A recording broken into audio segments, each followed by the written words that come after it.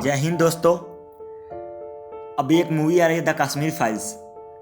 इस मूवी पे बहुत सारे लोग आपत्ति जता रहे हैं। कोई बोल रहा है कि ये हिंदू एजेंडा के तहत बनाई गई मूवी है, कोई बोल रहा है ये फेक नैरेटिव को दिखा रही है, कोई लगा रहा है कि मुस्लिम विरोधी वाला मूवी है ये, कोई बता रहा है कि ये मुस्लिम हिंदू का दंगा भड़का सकता है ऐसी मूवी।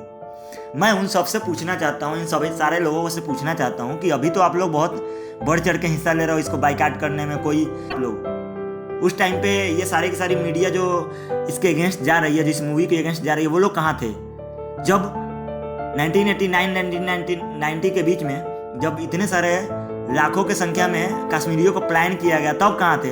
और उसके प्लान नहीं, नरसंहार भी किया गया, उनको मारा भी गया। जो बच गया उनका प्लान हुआ, जो मारेगा उनका कोई काउंटिंग नहीं है। और गूगल पे सर्च करो तो मात्र 300 लोगों को दिखाता है कि 300 कश्मीरियों की जानें गई थी, कश्मीरी हिंदुओं की। सिर्फ किसकी? हिंदुओं की, मुस्लिमों की नहीं, हिंदुओं की। मैं ये पूछना चाहता हूँ, ये सारे के सारे तथाकथित भाईचारा वाले ये कहाँ थे? ये क्या मर गए थे क्या उस टाइम पे? और इतना बड़ा हादसा हो गया जिसमें आज भी अगर विकिपीडिया खोलो या कुछ भी अगर ऐसा न्यूज़ चैनल उस टाइम का और खोलो तो उसमें कुछ नहीं दिखाया जाता। उसमें दिखाया जा रहा है कि प्लान हुआ है, कश्मीरी पंडितों का प्लान हुआ है, कश्मीरी हिंदुओं का प्लान हुआ है। अरे भाई, घंटे का प्लान।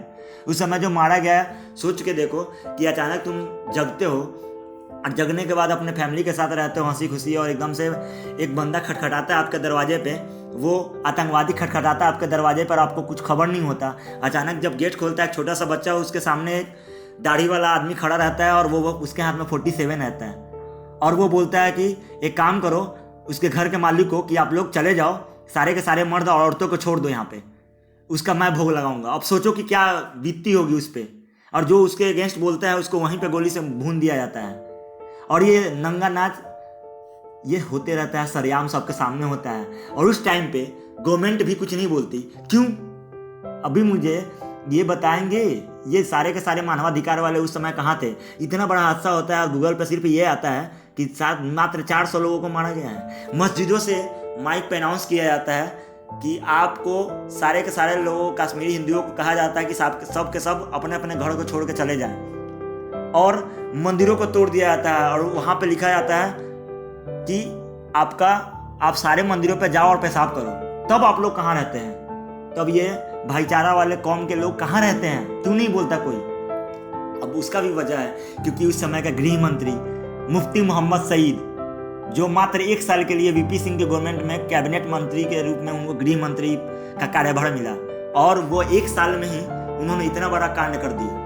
और उसके बाद उन्होंने एक लीगेसी बनाया, चीफ मिनिस्टर खेलते रहे। क्यों? क्योंकि वहाँ पे हिंदुओं को हटा दिया गया और बाद में जितने भी बचे वो उनके कौम के लोग बचे, और वो उनके नज़र में हीरो थे क्योंकि इन्होंने बहुत बड़ा कांड कर दिया था। एक पूरा का पूरा हिस्सा पाकिस्तान में मिला लिया गया। और उस समय की गवर्नमेंट, वीपी सिंह की गवर्नमेंट, और ये जो होम मिनिस्टर थे मुफ्ती मोहम्मद सईद, उस समय ये सब उनके नीचे ही होते रहा।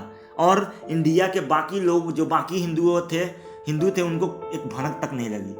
और ये सारा का सारा इतना बड़ा नरसंहार, इतना बड़ा जुल्म ऐसे दबा रह गया, किसी को नहीं पता चला, किसी को खबर नहीं चली। और आज जब इतने सालों बाद किसी ने, एक बंदे ने गट्स में आया है कि मैं सच दिखाऊंगा, तो उसके खिलाफ लोग लगे हुए हैं। अरे शर्म करो तुम लोग, दोगले लोग सारे के सारे।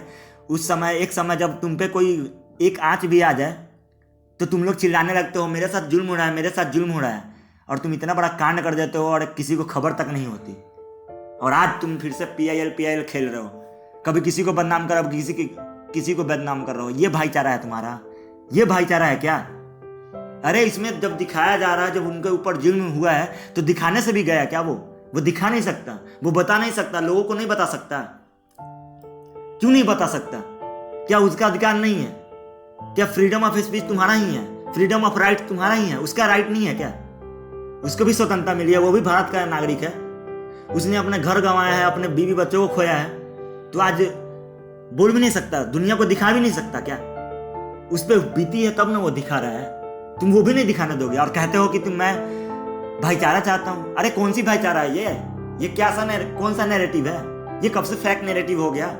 मैं पूछना चाहता हूं कि उस समय के जो गृह मंत्री थे, अब सोचो एक मुस्लिम गृह मंत्री बनता है मात्र 1 साल के लिए, उस 1 साल में ही इतने सारे लोगों को प्लान कर दिया जाता है, उसी कश्मीर का ही गृह मंत्री बनता है। और उसको जब इतना सारे लोगों का प्लान होता है और वो चीज मीडिया तक भी नहीं आती, बाकी के सारे देशवासी इससे जान भी नहीं पाते कि असलियत में हुआ क्या वहां पे। एक ऐसा गृह मंत्री जिसके बेटी को किडनैप कर लिया जाता है उसके जस्ट ज्वाइनिंग के कुछ दिन बाद, और उसके एवज में वो खूंखार आतंकवादी को रिहा करते हैं। 5 से 7 आतंकवादी को रिहा किया जाता है। क्या ऐसे गृह मंत्री होते हैं? क्या ऐसे लोग होते हैं? ये क्या एक हादसा है? हादसा नहीं है, ये क्रोनोलॉजी है। ये एक सोचा समझा साजिश के तहत ऐसा किया गया है। पहले आतंकवादियों को रिहा किया जाता है, उसके बाद फिर कश्मीरियों को मारा जाता है, फिर भगाया जाता है, फिर उनके साथ जुल्म किया जाता है, उनकी बहन, उनकी बेटियों, उनकी औरतों के साथ जुल्म किया जाता है। और सारे के सारे लोग, ये सारे के सारे दलाल चुप बैठे रहते हैं, उस समय कोई नहीं बोलता। और आज एक मूवी आ रही, इतने सालों बाद उनको लग रहा है कि उनके दर्द को कोई दिखा रहा है, तो इनको दर्द हो रहा है। तो दोस्तों, ये है कि अभी आप सभी के सभी लोग जाओगे द कश्मीर फाइल्स मूवी को देखोगे। क्यों?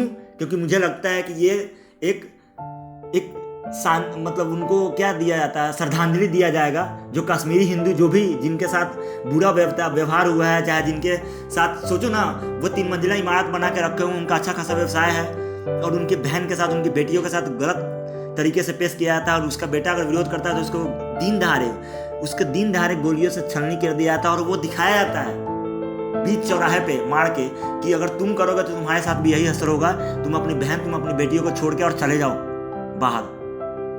और वो पूरी तैयारी से आते हैं, एक बंदा नहीं, कम से कम हजारों लोगों के पास हजारों हथियार होते हैं। तुम सोचो वहां पे कोई कर भी क्या सकता है? मुझे हमेशा ये लगता था कि ये लोग डरपोक थे कश्मीरी हिंदू, कि ये छोड़ के चले जाए। अब मुझे रियलाइज हुआ पढ़ने के बाद इनका इतिहास कि अरे भाई, ये तो कोई 47 लेके बैठा रहेगा तो तुम क्या ही कर पाओगे?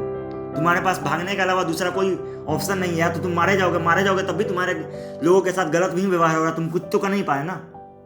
तो मैं चाहता हूं कि सारे के सारे लोग श्रद्धांजलि देंगे, और जो भी हिंदू सुन रहे हैं या जो भी मुसलमान भी जिनके अंदर सच में ईमान है, वो जरूर सपोर्ट करेंगे इस चीज को। क्योंकि आतंकवाद का तुम ही बोलते हो ना, कोई धर्म और कोई जात नहीं होता।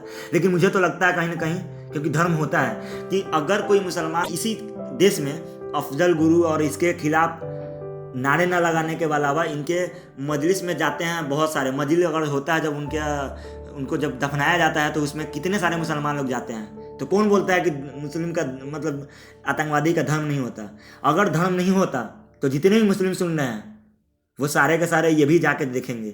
और मेरे हिंदू भाइयों से तो बिल्कुल आग्रह है कि आप लोग 11 तारीख से ये सिनेमा घरों में आ रही है द कश्मीर फाइल्स, और मैं चाहता हूँ कि सारे के सारे लोग जाके श्रद्धांजलि दे। पैसा वैसा देखो, पैसा आता जाता, एक सहयोग, एक यूनिटी, ये बहुत जरूरी है। और वक्त आ गया है यूनाइट होने का। सारे हिंदू भाइयों से आग्रह है कि सारे के सारे यूनाइट हो और इस मूवी को ज़्यादा से ज़्यादा संख्या में जाके देखे सिनेमा घरों में, और इस मूवी को ब्लॉकबस्टर बनाए। जय हिंद।